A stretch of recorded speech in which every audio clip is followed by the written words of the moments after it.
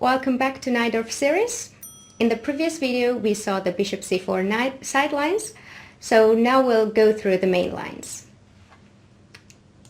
Bishop c4, e6, bishop b3, b5, and castle. Instead of castle, white can play here bishop g5. One of the idea is to go queen f3 and long castle, which we're gonna look at. So bishop e7, queen f3, queen c7, anticipating the e5 because the threat was e5 already. White can anyway play e5, but first let's look the castle. Knight bd7. This gives a touch a bit of the position of bishop g5 Najdorf, which we're gonna look next. But there is an important point that white doesn't have the pawn on f4, so black should be totally comfortable. If white anyway plays e5, bishop b7, protecting the rook and attacking the queen on f3, queen g3, knight takes e5, bishop e6.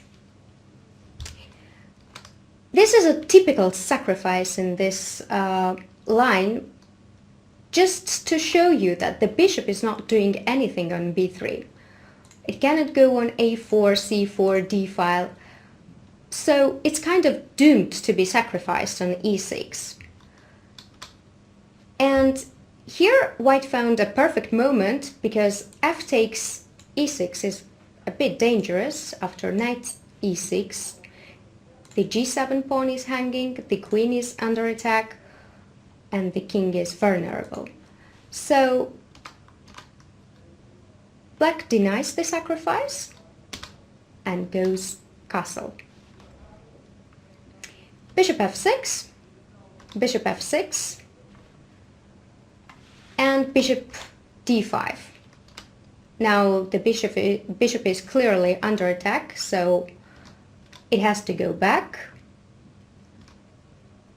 Rook supports other pieces from e8, knight f5, bishop c8. We really don't want to be bothered from this knight on f5, so bishop c8 is a great move, attacking the knight on f5. So we can say that white's initiative is dying slowly.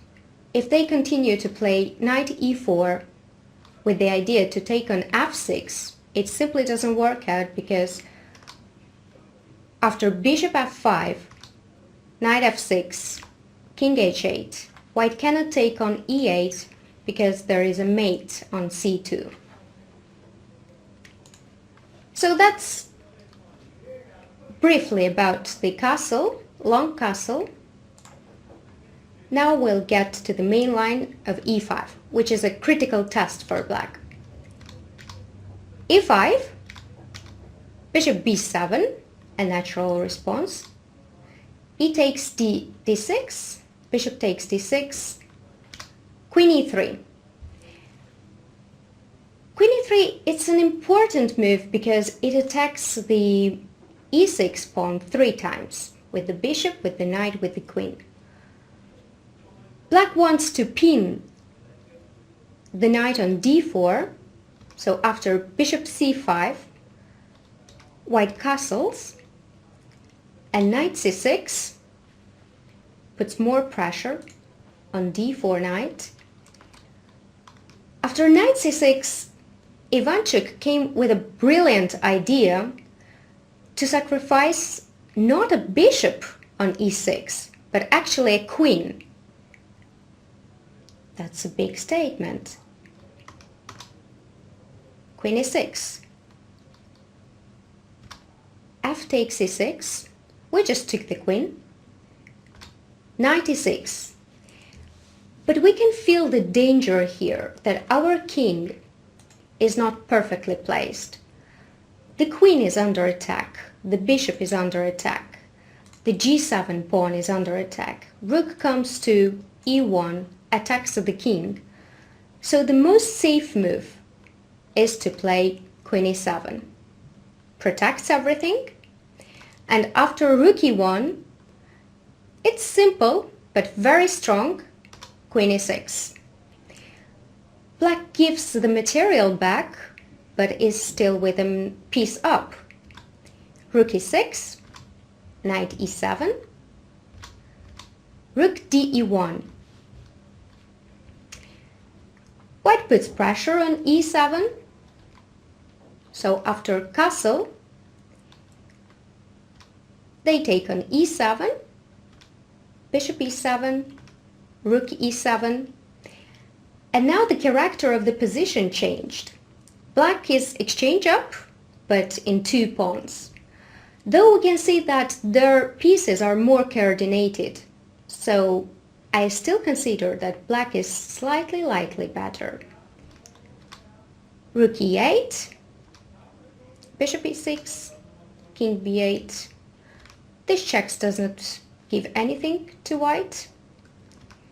And after exchanging on e8, bishop h3, black remains comfortable. So, there are of course a lot of moves on bishop g5, but it will be nice if you look in the PGN for detailed analysis. So now let's get back to the castle. Castle, bishop e7, queen f3. The main idea is to go e5. Black has many choices here. Queen c7, queen b6. It's anticipating the e5. So for this video, which is queen b6, attacking the d4 knight and anticipating e5. Bishop e3 protects the knight, but white has a tricky move here. On bishop g5, we shouldn't be greedy and take the gift that white gave us, queen d4, because after e5, black is in a big trouble. So bishop g5, just castle would be normal, rook d1, normal development, knight d7, rook e1, knight comes to e5, attacks the queen, queen g3, bishop develops on d7. I like very much that the bishop develops on d7 because it protects the e6 pawn. So it never happens that we are afraid of the bishop sacrifice on e6 or knight sacrifice on e6. So after king h1, b4, black grabs the space on queen side, knight has to go to b1, and after a5, black has excellent position. a4 is coming, the bishop is in trouble, and the knight is not standing good also. So let's go back to bishop e3. Queen b7. The point is that the queen stands very good on b7 on this long diagonal. Bishop develops from d7, and ideally is that we have our knight on e5 and bishop d7 and completely developed on the king side. So queen g3, b4.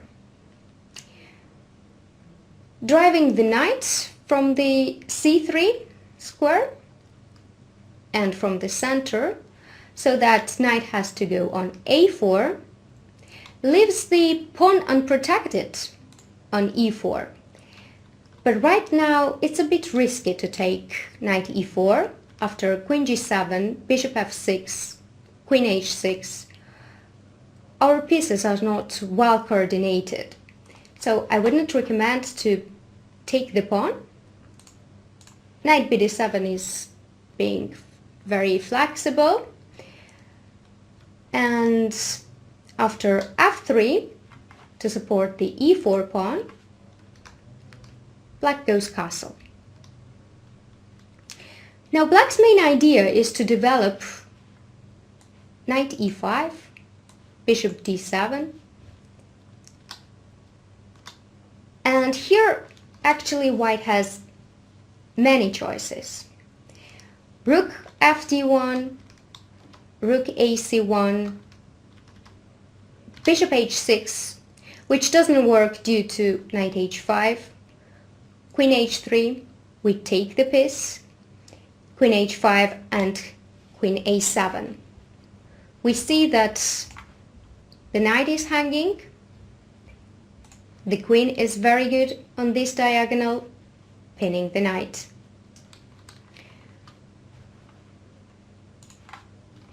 So rook ad1 is another option, and after a3 we can just go a5. Rook fd1, king can go to h8. It is important to know that after knight e5 there is the typical trick of knight b6, because we can see that queen b6 doesn't work because of knight f5. There is double attack on b6 and on g7. So black has to go knight h5, queen e1, and after queen b6, knight e6, queen b8, knight f8, bishop f8, after ab, rook a8, queen a8, queen b4, white is just pawn up. So it's important to remember that here knight e5 doesn't work, so king h8 is a good move.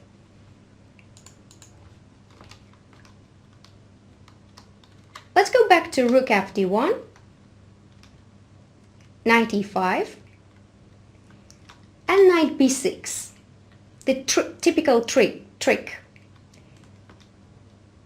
So knight h5. Again, we cannot take on b6 because of knight f5. Knight h5, queen h3, knight f4. So now we attack the queen, and white is forced to take on f4,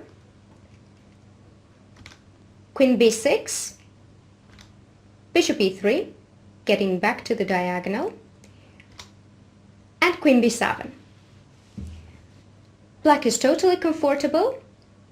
White's initiative disappeared, and the following plan is bishop d7, a5, a4 to bother the bishop on b3.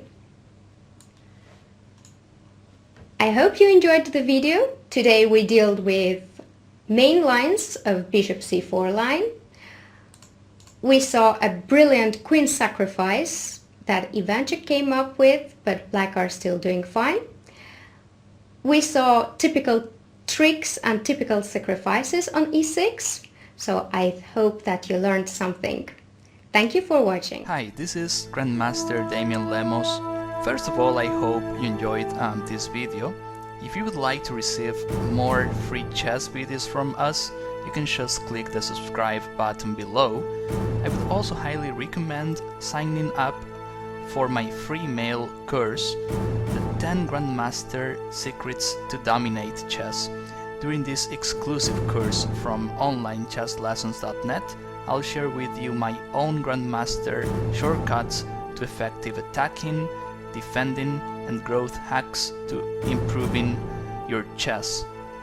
without complicated books or memorization. So sign up by clicking the sidebar on the right, and I know you won't be disappointed. Once more, this is Damien for onlinechesslessons.net, and I'll see you in my videos. Thank you.